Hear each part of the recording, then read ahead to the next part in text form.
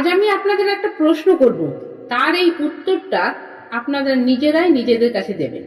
আমরা কি সত্যি আমাদের দেশকে ভালোবেসেছি? হঠাৎ এই প্রশ্ন কেন? দেশকে ভালোবাসা মানে কি শুধু জাতীয় পতাকা হাতে নিয়ে ভারত মাতা কি জয় বলা, না ক্রিকেট ম্যাচে জিতলে গর্ব করা? আমার মনে হয় দেশপ্রেমের অর্থ অনেক বড় এবং গভীর। দেশকে সত্যি ভালোবাসা মানে দেশের ভালো মন্দ জানার চেষ্টা করা, কেউ দেশের স্বার্থের বিরুদ্ধে গেলে নিজের ক্ষমতা অনুযায়ী প্রতিবাদ করা, বা কেউ দেশের জন্য ভালো কিছু করলে তাকে উৎসাহিত করা এবং সাহায্য করা। আপনারা ভাবছেন হঠাৎ এসব কথা কেন উঠলো? আচ্ছা, আপনারা কি FCRA কথাটা শুনেছেন? ভারতবর্ষের অর্ধেকের বেশি লোকেরা জানে না এটা কি, অথবা FCRA শব্দটা শুনেইনি। এরকম অনেক বিষয় আছে যেগুলি দেশের উন্নতির স্বার্থের সাথে জড়িত। যতদিন না আমরা এইসব বিষয়গুলো সঠিকভাবে জানবার চেষ্টা করব, ততদিন এই সুযোগ নিয়ে এক শ্রেণীর স্বার্থান্বেষী মানুষ দেশ হিতের বিরুদ্ধে বিভিন্ন কার্যকলাপের সুযোগ পেয়ে যায়। মিডিয়াতে, বিশেষ করে সোশ্যাল মিডিয়ায় বিভিন্ন রকমের ভ্রান্ত মেসেজ ছড়ানো হয়। অধিকাংশ মানুষ এর সত্যতা বিচার না করেই বিভিন্ন মন্তব্য, টিপ্পনী বা অ্যাকশন নিতে শুরু করে, যা দেশের জন্য ক্ষতিকারক। বিভিন্ন মাধ্যম থেকে সত্যতা যাচাই করবার চেষ্টা করুন এবং আরো 10 জনকে আপনার চিন্তাধারা শেয়ার করুন। না হলে ঘরে বাইরে শত্রুরা আমাদের দেশকে খণ্ড খণ্ড করে গোলামির পথে নিয়ে যাবে, যা শুরু হয়ে গেছে ছাত্র আন্দোলনের নাম দিয়ে।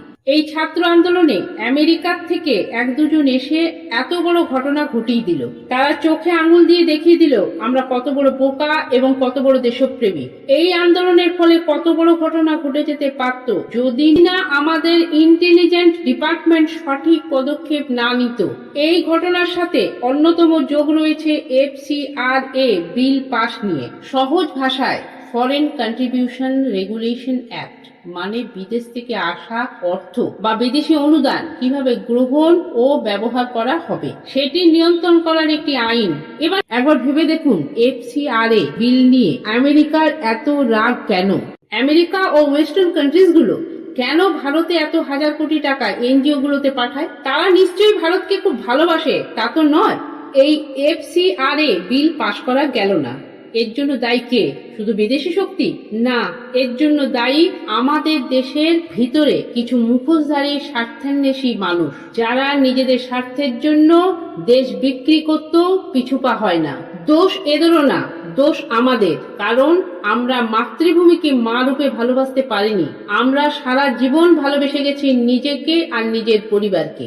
এই দেশপ্রেম আমাদের শেখা উচিত ইসরায়েলদের কাছ থেকে, যাদের দেশে বিপদ এলে গোটা পৃথিবীর সমস্ত ইসরায়েলিরা এক হয়ে যায়। সেখানে কোনো বিরোধী শব্দটার জায়গায় থাকে না।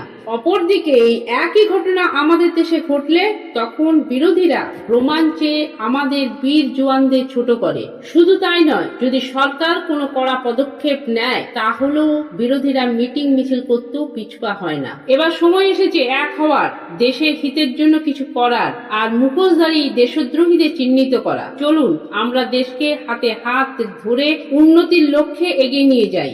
এই 15ই আগস্ট থেকেই এর সূচনা হোক। শুধু হার ঘর মে তিরঙ্গা নয়, হার দিল মে তিরঙ্গা যেন হয়। স্বাধীনতা দিবসে সকলকে জানাই শুভেচ্ছা। জয় হিন্দ।